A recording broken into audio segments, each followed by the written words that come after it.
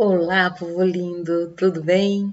Estamos de volta para conversar um pouco sobre desenvolvimento humano pré-natal, sobre embriologia, como vocês queiram, ok? Nós começamos as nossas videoaulas com um vídeo anterior a este, tá? E esse então é o segundo que a gente vai dar um pouquinho mais de ênfase sobre alguns dos aspectos que são necessários para que a gente tenha, então, ou possa ter um acompanhamento de um desenvolvimento humano pré-natal. Lembrando que esse desenvolvimento ele inicia especificamente durante esse encontro que ocorre entre duas células preparadas, produzidas a partir de uma meiose, né, o óvulo e o espermatozoide. Não é apenas um encontro, é mais do que um encontro, é uma fusão dessas duas células, é um compartilhamento de material genético que cria uma célula única, então, chamada de célula ovo ou zigoto, e a partir desse momento a gente tem esse início de desenvolvimento pré-natal, que tem ou que é dividido em dois grandes períodos, o chamado período embrionário e o chamado período fetal. Tá? Sendo que o período embrionário, como nós falamos no nosso último vídeo, ele é de aproximadamente 56 dias, ou corresponde às primeiras 8 semanas de gestação, enquanto que o período fetal, ele vai do 57º dia, ou nona semana, até o final da gestação, que é marcada pelo processo do nascer, pelo processo do sair do útero, que tem uma média estabelecida, estatística, de aproximadamente 266 dias ou 38 semanas, tá? Bem, ou ou durante esses momentos especificamente, é que você tem todo o processo então de organogênese e morfogênese que culmina na formação de um serzinho que se desenvolve não só biologicamente, como psicossocialmente, tá? E todas essas alterações e modificações resultam em algo que vai ser visual e que vai ser sentido ao longo de nossa vida pós-natal. Tá? Bem, para a gente falar e para a gente começar a falar de todo esse processo, obviamente a gente tem que falar de gameta. E a gente não fala de gametas sem falar de um conjunto de órgãos associados à produção e liberação desses gametas, que compõem o que a gente chama de sistema reprodutor. Nesse vídeo de hoje, a gente vai falar um pouco sobre esses sistemas, que é o único dos sistemas que diferem no homem e na mulher. Nenhum outro sistema do nosso corpo é diferente, né? O sistema digestório é exatamente igual em relação aos seus órgãos, né? No homem e na mulher. Sistema nervoso, no homem e na mulher, os mesmos órgãos. Sistema cardiorrespiratório, da mesma forma. Só o sistema reprodutor que é diferente em relação aos órgãos que estão presentes no homem e na mulher. Né? E, entretanto, embora exista essa diferença, nós sabemos que eles apresentam diferenças anatômicas, mas fisiologicamente eles trabalham com um único intuito, que é permitir então o processo que a gente chama de reprodução. Se eu perguntasse para vocês o que é reprodução, bem, geralmente, né, se eu estou até ouvindo os alunos falando, porque isso se repete há muitos anos, dizem reprodução é a mesma coisa que se reproduzir, ou dar origem a um novo, né? E exatamente isso, se reproduzir é dar origem a um novo. Só que, biologicamente, a gente está falando na reprodução, é a capacidade de dar origem ao novo, mantendo características daquela espécie. Tá? Então, não é só dar origem ao novo. Não é eu, Ingrid, dar origem a, sei lá, a um cachorrinho ou uma galinha ou qualquer coisa. Não, né? É eu, Ingrid, humana, dando origem a um ser humano como eu. Então, que mantém as características da minha espécie. Né? Então, é importante que a gente consiga entender isso, que todo o sistema reprodutor, todo o conjunto de órgãos que não é vital para o indivíduo. Veja, qualquer outro órgão que a gente perder tendem a mexer literalmente com a nossa capacidade de nos manter vivos, com exceção dos órgãos do aparelho reprodutor. Então, eles não são órgãos vitais para o indivíduo, mas sim para a espécie, tá? Visto que a reprodução é essencial para a manutenção da nossa espécie na Terra. Então, para dar continuidade à nossa espécie, a gente decora, né? É para isso que serve a reprodução, né? O que é dar origem a um novo ser, mantendo as características da espécie. Por que é importante a reprodução? Para a manutenção da nossa espécie na Terra, né? E aí a questão é, como a gente consegue isso? Como esse conjunto de órgãos consegue isso? Primeira coisa é a gente pensar que esse sistema de órgãos, embora ele não seja vital, ele nasça conosco. E por incrível que pareça, eu não sei se vocês sabem, mas antes mesmo de nós formarmos qualquer órgão do nosso corpo, o mais importante que vocês imaginarem, nós temos na segunda semana de gestação, tá? O início da formação, da diferenciação das células que darão origem aos nossos gametas. Isso mostra o grau de comprometimento com o processo reprodutivo que nós temos. Pensem, né? Se antes de qualquer coisa nós já temos a diferenciação de células que vão dar origem aos nossos gametas, o quão comprometidos realmente nós estamos com a reprodução. Lembram que a reprodução ela faz parte do processo do ciclo de vida. Nascer, crescer-se e reproduzir. Para envelhecer e morrer. Para a gente manter, então, as características, já que o nosso passo posterior é a morte, nós temos que manter as características da nossa espécie, ok? Estou falando isso biologicamente, ok, povo? É importante que nós tenhamos clareza disso. Inclusive, antes de continuar qualquer coisa, eu preciso que vocês entendam o seguinte. Eu sou uma professora de biologia, que estou falando sobre os aspectos do desenvolvimento biológico, tá?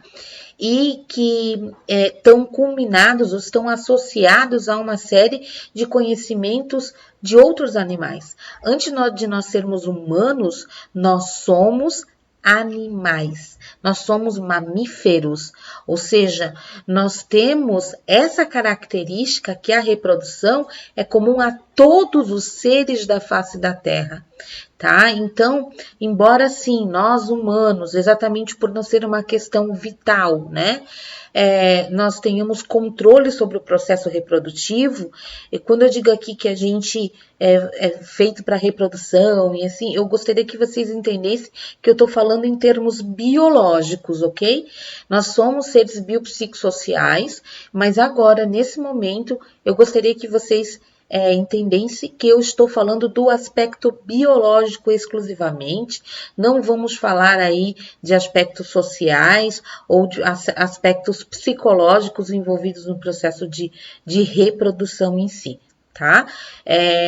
Nos nossos momentos de tirar dúvidas, né? Caso tenha, a gente pode até discutir alguns aspectos desse, e se eu me sentir à vontade de falar sobre eles, conversamos. Mas aqui na aula, por favor, entendam que sempre que eu for falar, né, da reprodução, eu estou falando como a reprodução do homem dentro desse contexto universal do qual ele faz parte, que é a reprodução animal, tá, gente? Então, tanto que eu vou falar muito em fêmea e em macho, né? Exatamente por causa disso também, tá? Então, para não desvincular essa característica biológica, tá? E não extrapolar, dizer, a professora tá chamando... Não, tá? Então, é importante que vocês entendam isso, ok, gente? Então, nós somos comprometidos com o processo reprodutivo, mesmo quando a gente sabe que a gente, quando chega lá na fase adulta, a gente pode não querer se reproduzir, e não tem nenhum problema quanto a isso, quando a gente está pensando na nossa espécie, né, na nossa capacidade humana de decisões, tá? Mas se todos nós humanos, de repente, começássemos a não querer mais nos reproduzir, né, como a gente já tem uma diminuição muito grande na quantidade de pessoas que têm esse desejo, a gente nota sim uma diminuição na nossa capacidade de se manter dentro desse universo que é a Terra. Tá? Então, aos poucos, sim, nós temos uma diminuição no número de humanos, que pode, inclusive, levar, ou de acordo com alguns estudos, algumas teorias, nos estar levando, sim, ao processo de extinção, tá? Bem, nós somos comprometidos com o processo reprodutivo, nós nascemos com um sistema reprodutor já formado, tá? A partir da 8ª semana, nós já temos a base do nosso sistema reprodutor, que se organiza totalmente até a 11ª, 12ª semana de gestação, onde a gente tem a diferenciação sexual, e o importante que a gente entenda é que a determinação sexual, e aqui eu estou falando da determinação biológica, né, a princípio, ela é conseguida durante o processo de fecundação. Quando um espermatozoide levando um cromossomo X fecunda um óvulo que também tem um cromossomo X, você vai ter a formação de um indivíduo XX que geneticamente é considerado uma fêmea ou uma mulher. Quando um espermatozoide contendo o cromossomo Y fecunda então um óvulo, ele forma junto com esse óvulo um indivíduo diploide XY, que é caracterizado como sendo do sexo masculino, biologicamente falando. Então, logo depois dessa determinação, ao longo do período embrionário e início de período fetal, a gente tem a diferenciação sexual, ou seja, nos indivíduos XX, em geral, nós temos o desenvolvimento de uma genitália feminina, né? E enquanto que nos indivíduos XY, a gente tem o desenvolvimento de uma genitália masculina. Tá ok? Bem, nós nascemos com essa genitália, a gente sabe disso, tá? E ao longo do tempo e com o crescimento, nós vamos observar alterações nessas genitálias que permitem que as meninas, então, se transformem no que a gente chame de mulher e que os meninos se transformem, então, no que a gente chama de homens.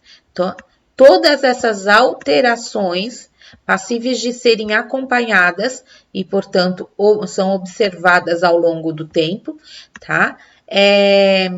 Culminam na nossa capacidade proliferativa, na nossa capacidade de se reproduzir. O grande boom desse desenvolvimento ocorre num momento da nossa vida, numa fase da nossa vida em que a gente chama de adolescência. Dentro da adolescência, a primeira etapa da adolescência é chamada de puberdade.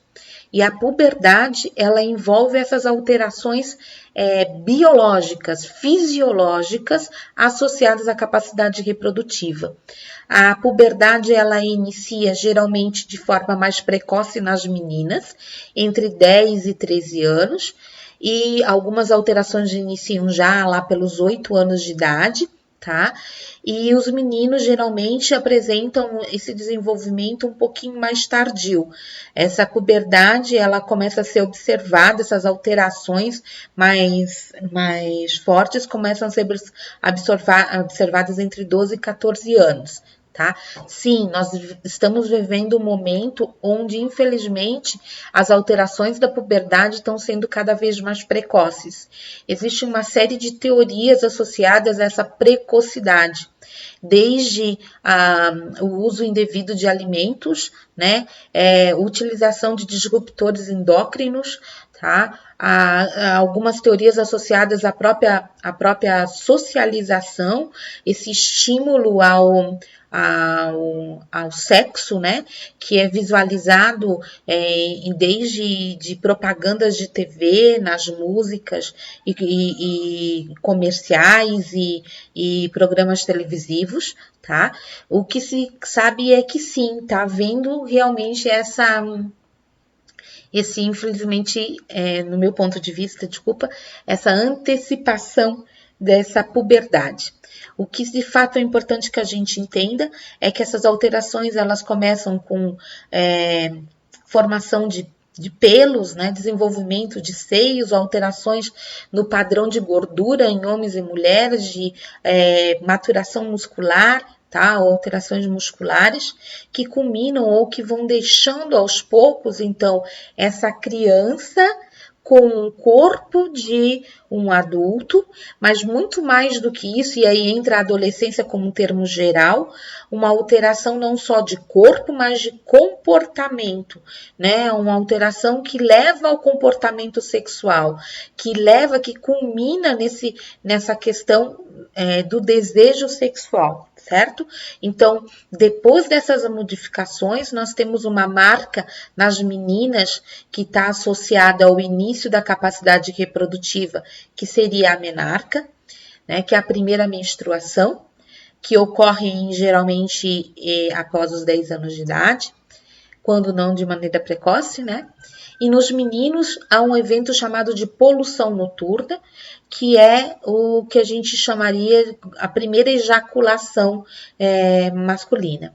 A partir desses eventos, né, nós temos esse menino e essa menina, que são crianças ainda, independente do que aconteceu, né, sendo capazes de gerar uma vida, tá? Se ao se relacionar sexualmente, eles podem ou ser pais ou podem ser mães. Em relação à menarca especificamente, existe uma questão que é importante que a gente entenda, é que os primeiros ciclos reprodutivos nas meninas, perdão, os primeiros ciclos menstruais nas meninas, eles em geral são anovulatórios, ou seja, não são produtores de gametas femininos. E, portanto, a princípio, essa menina não teria, então, probabilidade de engravidar caso tivesse algum tipo de relacionamento sexual. Entretanto, né, vamos falar bem baixinho isso, porque isso é muito aleatório. Tem algumas meninas que têm ciclos já ovulatórios irregulares e tem outras que demoram até 1 ano ou mais para começar a ter ciclos ovulatórios. Então, o que é importante que a gente entenda é que é normal que as primeiras menstruações sejam menstruações irregulares, tá, nas meninas, que isso faz parte do processo de maturação sexual. Já os meninos, a primeira poluição, né, a primeira liberação é uma descarga fisiológica, em geral ele não tá associado à questão sexual, ou seja, o que eu quero dizer que o menino não precisa estar sonhando, né, com nenhuma artista dançando nada de forma sensual, para que tenha essa descarga, né, simplesmente é uma liberação, e geralmente é conhecida como poluição noturna porque ocorre durante a noite. Tá? E ao contrário das meninas, a partir desse momento, sim, se ele tiver relações sexuais com mulheres na fase fértil, ele poderá ser pai independente da idade. E notem aí a questão da biologia diferente de todas as outras nossas dimensões, aqui sociais e psicológicas. Estar pronto biologicamente na nossa espécie não tem relação com estar pronto socialmente e psicologicamente, né? Então, isso é acho que algo que permaneceu das nossas características evolutivas, mas que socialmente e psicologicamente essa maturação biológica não está associada a essas outras dimensões, né? Bem, infelizmente isso não impede, né? E aí que eu entro falo bastante, que isso não impede que ocorra a reprodução na adolescência, né? Então, a biologia aí, às vezes ela fala muito mais alto do que as condições ou do que o comportamento que a gente chama de social e psicológico, tá? Então, o fato de você alterar o corpo, de alterar comportamento sexual, que é biologicamente também associado, faz com que a gente tenha infelizmente, uma massa, né, de crianças que nascem de pais social e psicologicamente imaturos, né? Bem, outra coisa importante, né, e voltando aqui ao quadro biológico. O que é, então, que nós temos dentro desse sistema que é divergente ou diferente em relação aos seus órgãos, nos homens e nas mulheres, mas que tem similaridades em relação à sua fisiologia. Então, esse quadro é um quadro que eu gosto de falar com bastante calma para os meus alunos e brinco bastante em relação a cada uma dessas etapas, tá? O que é o sistema reprodutor? E vejam que aqui eu não estou falando de feminino ou masculino. O que é o sistema reprodutor? O que se tem que ter dentro de um sistema reprodutor para permitir a formação de uma nova vida, geranda e mantendo as características da espécie. A primeira coisa é, sem dúvida nenhuma, a formação das células sexuais ou gametas. Então, sim, nós temos células sexuais sendo formadas lá no homem, células sexuais sendo formadas nas mulheres. A célula sexual feminina é o conhecido óvulo, tá? E a célula sexual masculina é o espermatozoide. Fêmeas humanas não liberam óvulos, mas produzem óvulos, senão não seriam férteis, ok? Nós liberamos ovócitos secundários que terminam o seu processo de maturação se tornando óvulos durante o que a gente conhece como fecundação. Então, a nossa célula o nosso gameta é um óvulo. O óvulo é produzido no interior de um órgão que a gente conhece como ovário. Todos os órgãos produtores de células sexuais ou gametas são conhecidos como gônada. Então, a gônada feminina é o ovário. A gônada masculina é o testículo. Especificamente no interior do testículo, os chamados túbulos seminíferos, tá? Então, sim, tanto num quanto outro sistema, masculino e feminino, nós temos uma gônada. Entretanto, vejam só, não adianta nada eu produzir o meu gameta e o meu companheiro produzir o gameta dele, porque isso não é o suficiente para que a gente se reproduza. Nós precisamos que esses gametas se encontrem, que eles se fundam, tá? Isso quer dizer que, obrigatoriamente, eles têm que sair desse órgão onde eles foram produzidos, o ovário e o testículo, tá? E a esse processo, e para que isso aconteça, tanto no sistema reprodutor feminino quanto no sistema reprodutor masculino, nós vamos ter um sistema de canais que recolhem esses gametas após a sua liberação da sua gônada, tá? No caso do homem, os espermatozoides eles vão migrar para o epidídimo, e depois esse epidídimo continua pelo canal deferente, pela uretra, lá no pênis, tá? Na mulher, o nosso gameta vai ser liberado na tuba uterina, que é um sistema de canais, tá? Então, esse processo de liberação, ele é essencial.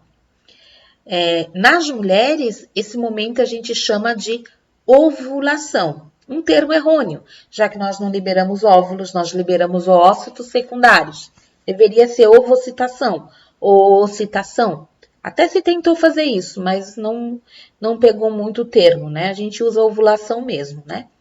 A ovulação é o processo de liberação do gameta feminino, do seu ovário, para a tuba uterina, tá?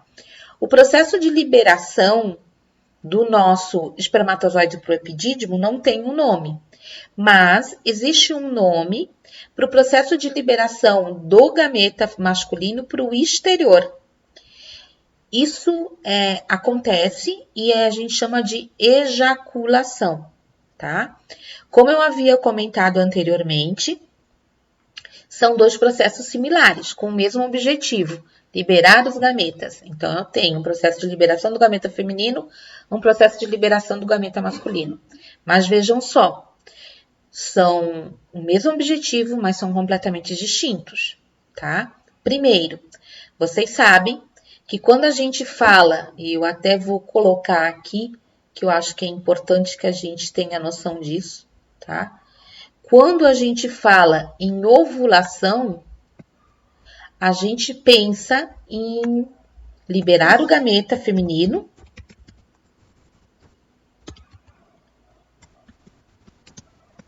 E isso acontece, geralmente, é liberado um gameta por vez, certo?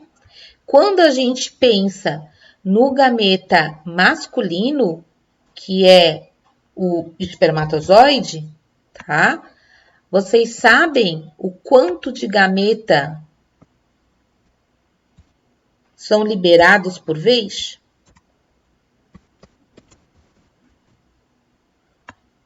Quantos espermatozoides são liberados por vez? Vocês têm ideia? Com certeza não é um, né? São de 200 a 600 milhões de gametas por vez, tá? Quando a gente pensa nesse número, a gente já vê uma diferença absurda, né? Mas, além disso, a gente tem que pensar assim, o quanto é essa vez, né? Quando a gente pensa num óvulo, a gente sabe que esse gameta, tá? Eu vou colocar aqui óvulo, sabendo, eu vou repetir aqui, eu sei que é um ovócito secundário, né? Mas estou falando do gameta feminino mesmo, que essa liberação, ela é mensal, ou seja, é um gameta por mês, tá? Um gameta a cada aproximadamente 28 a 30 dias. Isso eu tô falando, obviamente, normal, tá, gente? E aí, quando a gente pensa no homem, será que é 200 a 600 milhões por vez? Bem, aí depende, né? Depende de quanto tempo ele tá casado. Não, brincadeirinha. Né? O que a gente sabe é que nós vamos realmente ter de 200 a 600 milhões por vez, né? E essa pode ser diário, né? Pode ser essa eliminação, pode ser diária, pode ser semanal, tá? A gente pode falar em várias vezes por dia. E aí é a grande questão, né? Que é importante que a gente entenda e que saiba que mesmo que você tenha ejaculações sucessivas no mesmo dia, o número de espermatozoides não reduz de forma significativa, tá? Mesmo que sejam ejaculações sucessivas. O que vai ter redução é, em geral, na quantidade de volume do volume do sêmen. O que é liberado numa ejaculação é um espermatozoide associado a moléculas, né, a líquidos provenientes de glândulas do sistema reprodutor masculino, a próstata e a vesícula seminal, e que dão um volume em torno de 5 ml, mais ou menos, a cada ejaculação. Se forem ejaculações sucessivas, você tem diminuição do volume do sêmen, mas em geral não no número de espermatozoides. Isso no homem normal, tá, gente? Então, é importante que a gente consiga entender que quando a gente está falando desse liberação, a gente tem uma diferença muito grande no que a gente conhece como ovulação, tá? E no que a gente conhece como ejaculação. Estou construindo aqui o slide com vocês, tá? Ejaculação. São dois processos associados à liberação dos gametas, mas completamente distintos, tá? Outra coisa importante, que é interessante que a gente saiba, como eu comentei com vocês, que as ovulações, elas estão associadas à primeira menstruação, tá? Então, quando a gente pensa, por exemplo, ao longo da vida, se eu pensar aqui num gráfico, né, ao longo da vida, a gente sabe que as meninas, elas vão começar a ter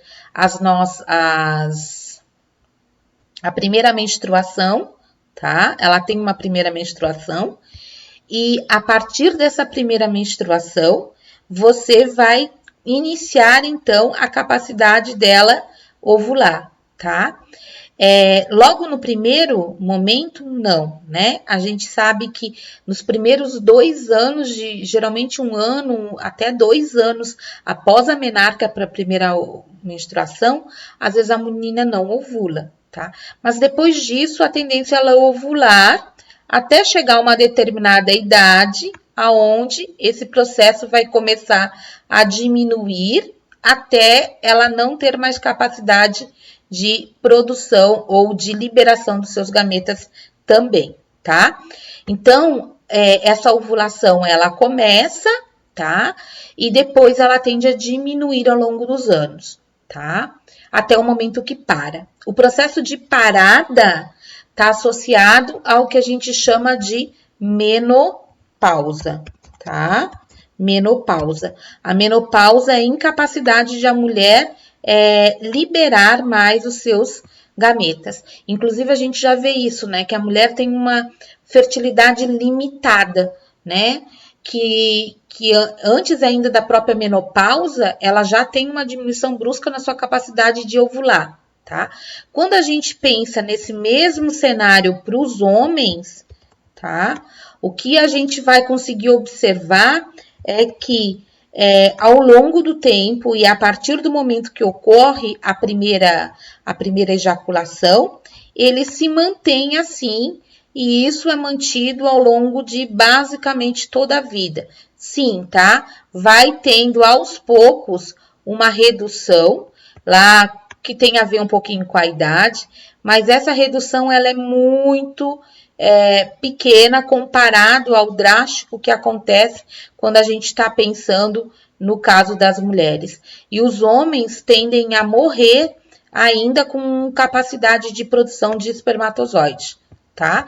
Então, aqui também é importante que a gente entenda que esse marco de menopausa aí, tá? Nas mulheres aqui no Brasil, ele gira em torno de 54 anos, tá? 54 anos, gente.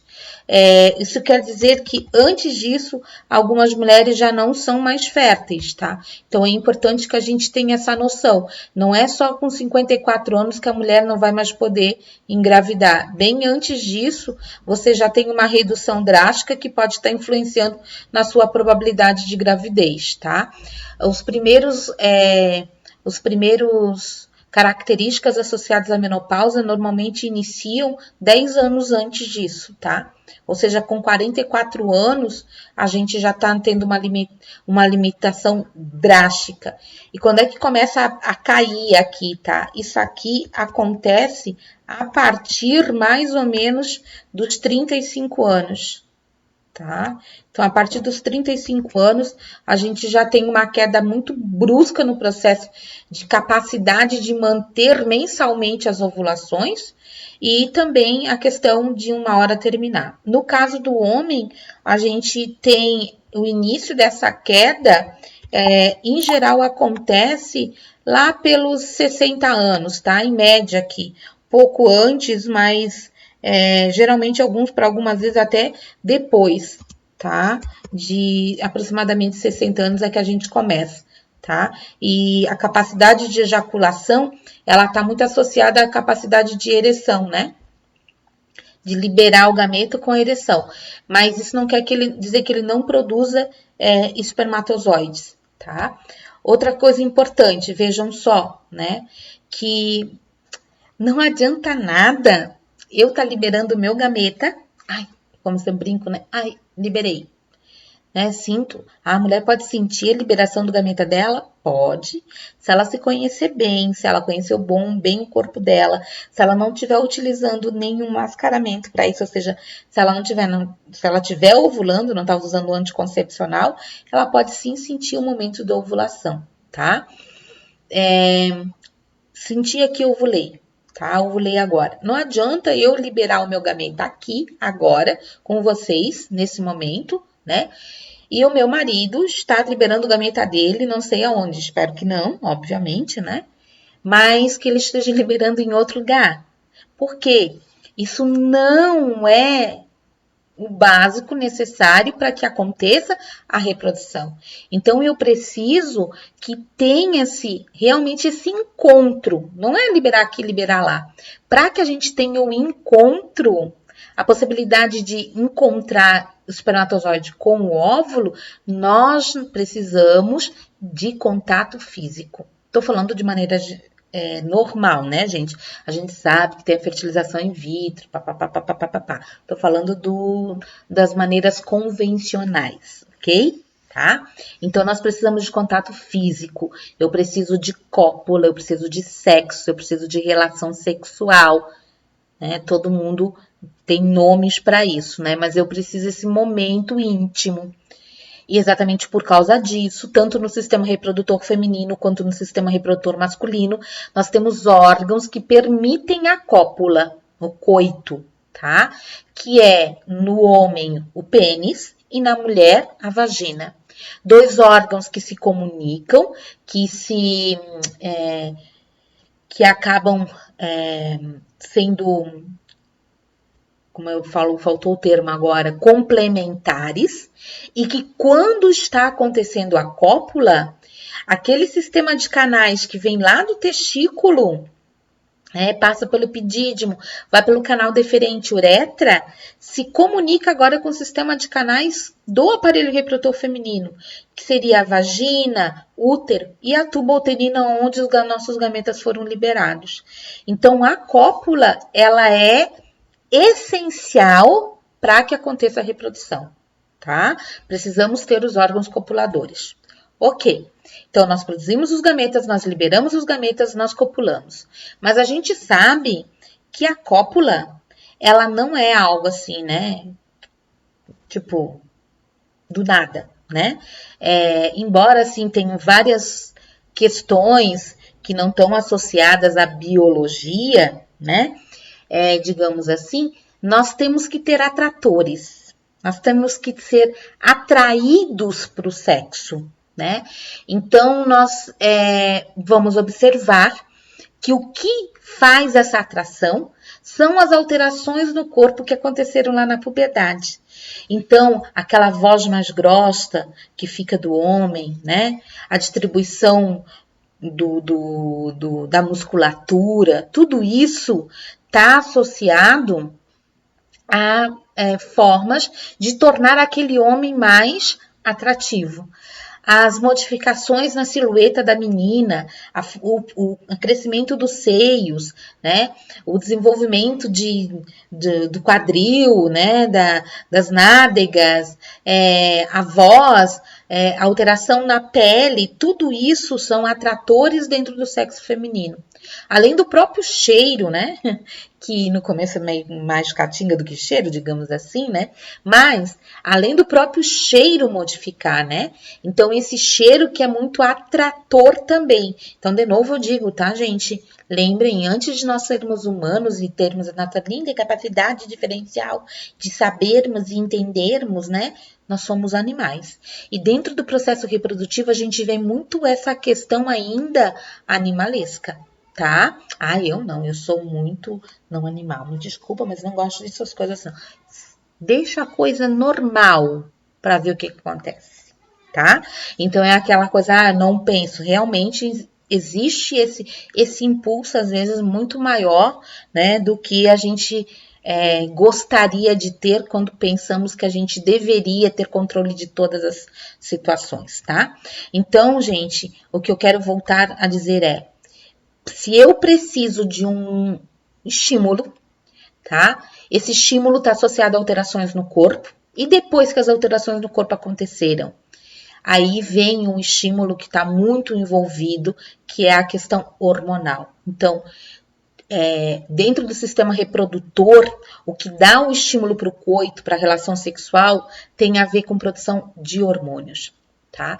E não é coincidência nenhuma saber que os mesmos órgãos que produzem o gameta produzem os hormônios, tá?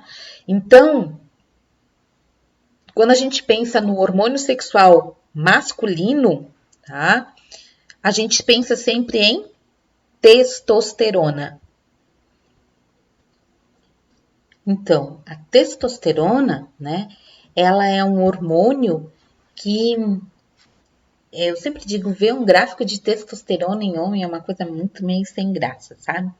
Porque ali é assim, ó, tipo, né? O menino nasce com um pouquinho de testosterona, quando chega lá na puberdade, então, exatamente porque nós temos uma produção dos dos gametas, eu preciso liberar esses gametas, então você também tem a produção de testosterona ampliada, né? O nível de testosterona chega ao auge lá pelos 18, 20 anos, quando o homem não pode fazer sombra que ele tem por cima, né? Mais ou menos assim, né? E aí, o que acontece? Você estabiliza a produção de testosterona basicamente ao longo de toda a vida.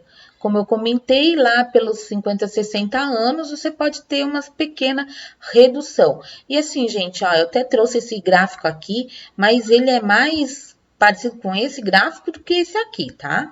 Na realidade, tá? Então, quando tá tudo normal, a queda nos níveis de progesterona, elas são muito, assim, muito suaves, né? Muito pouco. Então, o homem, ele vai perdendo ao longo do tempo, mas quando começa 60, 70 anos e nunca vai finalizar, sempre vai ter um nível de produção, tá? Então, é por isso que nós temos os homens, e eu tô falando biologicamente, não tô falando socialmente, psicologicamente, podendo manter e tendo o que a gente chama de tesão, né, digamos assim, associado a basicamente a toda a sua idade. E durante o dia, os níveis de testosterona, eles oscilam de uma forma também muito pequena. Geralmente a gente tem uma ampliação no número ou na concentração ao longo da manhã, tá? Logo de manhã, e depois tem uma tendência a diminuir. Então, tem um pico matutino, depois retorna ao auge, mas ele sempre tá lá, alto, né? Então, por isso, inclusive, que é muito comum os homens terem aquela excitação matutina, né? Por esse pico, que é muito bom também para fazer exercícios e assim por diante, tá? Já quando a gente pensa nos hormônios femininos, aqueles que dão desejo e assim por diante, já começa a ver que a coisa não é igual. Primeiro que a gente já não tem só um hormônio, tá? A gente tem 2 hormônios sexuais, tá ok? Nós temos o estrógeno e nós temos a progesterona. E notem que se eu tirar aqui o LH ou FSH, por favor, eu vejo que quando um tá alto, o outro tá baixo. E quando o outro tá alto, o outro tá baixo. Ou seja, eles são contrários, tá?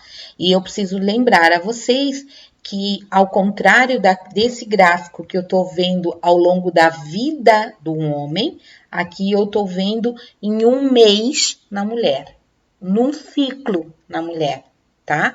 Então, dentro de um mês, dentro de um ciclo, que a gente chama, nós temos um momento onde o estrógeno, que é o nosso hormônio associado ao desejo sexual, está elevado, e em outro momento em que ele está baixo, tá?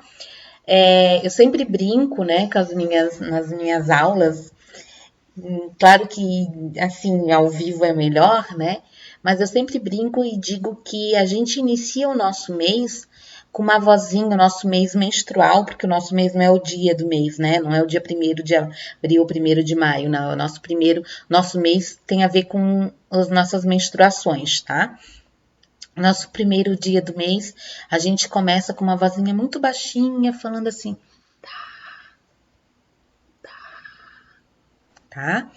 E ao longo do tempo, a gente começa a ampliar e ouvir essa voz mais alta, dá, dá. De repente vem, dá, que é o cume disso tudo, né? E exatamente, adivinha, é o momento em que geralmente a gente não dá. Tá? Mas tirando então os nossos aspectos sociais e psicológicos, por favor, né? Vejam que a gente tem um momento que é um momento que a gente está com um grande desejo associado à questão biológica. Esse momento é um momento que é o dia que a gente ovula? Não, tá? Não, porque daí ia ser muito triste, né? A gente libera um gameta por mês, né? Não pode ser assim. A gente tem esse momento sendo anterior ao processo de ovulação. Por que anterior ao processo de ovulação? Porque nós precisamos entender que eu vou ter que, se eu tiver desejo sexual antes da minha ovulação, quando o meu gameta liberar, e ele vai liberar uma vez por mês, tá? Eu vou ter quantidade suficiente de espermatozoide para poder encontrá-lo. Ah, professor, mas por que não podia ser no mesmo dia? porque tem uma questão que eu acabei esquecendo de falar quando nós falamos sobre a própria liberação dos gametas, tá? Que é o quanto de tempo que eles duram. Tá? Um espermatozoide, quando ele é liberado dentro do corpo feminino, tá, gente? Bem, vamos melhor, vou voltar minha frase. Dentro do aparelho reprodutor feminino, porque pode ser liberado em outras partes do corpo, né? Mas vamos lá. Dentro do aparelho reprodutor feminino, um espermatozoide, ele dura no mínimo 3 dias, tá? A literatura fala em 72 horas, gente, mas já tem trabalhos que demonstram que um espermatozoide pode durar até de 7 a 10 dias. Olha lá, 10 dias, cuidado, tá? Mínimo, vamos pensar em 6 dias. Isso depende de uma série de condições do próprio aparelho reprodutor feminino, tá? Mas é o mínimo 3, viu, gente? Por favor, certo? Já o gameta feminino, ele dura 24 horas. Ele liberou e ele dura 24 horas. E tem mais.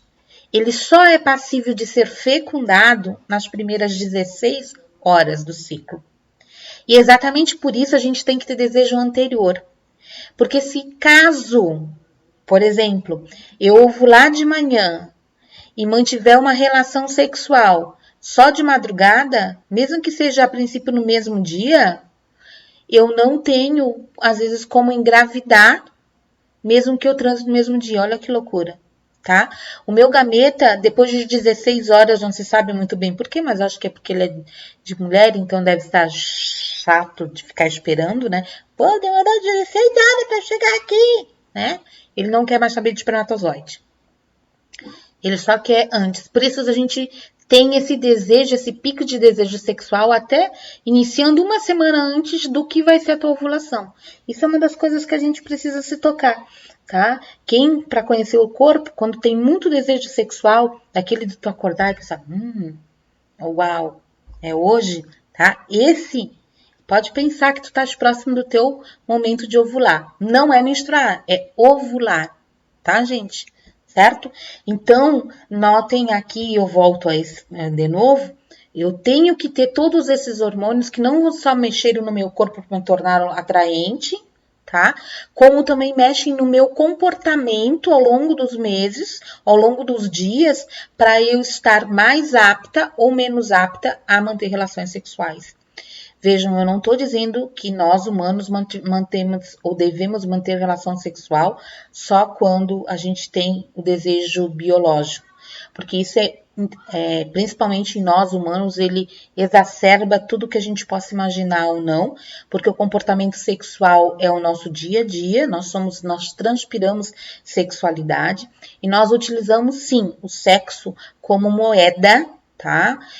Para conseguirmos outras coisas, tanto a nível social quanto também psicológico. Tá? Então, nós temos essa utilização com outros fins. Nós somos inteligentes o suficiente para utilizar um mecanismo biológico para nos manter numa posição e numa diferenciada a nível psicológico e social. Tá? Então, é importante que a gente pense nisso também, tá?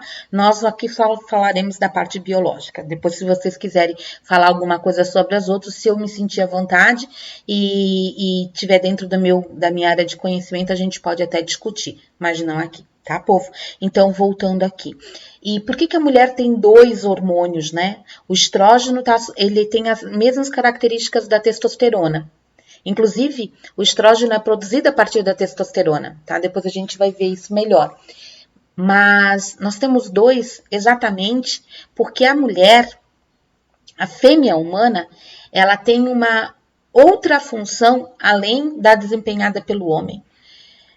Nós temos características semelhantes em relação a produzir as células sexuais, a liberar as células sexuais, a manter uma relação sexual para que essas células elas se encontrem. Mas nós temos uma característica diferenciada que não é passível de ser observada no homem, que cabe a nós fazer esse embrião se desenvolver e virar um ser com capacidade de manter a nossa espécie, tá? Então, cabe a nós abrigar o novo ser em formação, permitir o desenvolvimento. E é por isso que nós temos um outro hormônio, tá? Depois o nosso corpo entende que se tu produziu o estrógeno, preparou esse corpo para que aconteça a gravidez, depois nós vamos ter a gravidez e aí a gente vai necessitar de um outro hormônio para que a gente tenha o processo de gravidez, que é a progesterona, tá, gente? Então, para terminar essa aula agora, não esqueçam que esse conjunto de informações são associadas tanto no sistema reprodutor masculino quanto no sistema reprodutor feminino. Nos próximos vídeos, nós vamos dar um pouco mais de detalhes sobre cada uma dessas etapas dentro do aparelho reprodutor masculino, dentro do sistema reprodutor masculino e dentro do sistema reprodutor feminino, ok, gente? Então, muito bom estar com vocês mais uma vez. Espero que dê tudo que vocês tenham entendido. Qualquer coisa, podem entrar em contato comigo, que eu responderei as dúvidas, ok? Um grande abraço e até o próximo vídeo.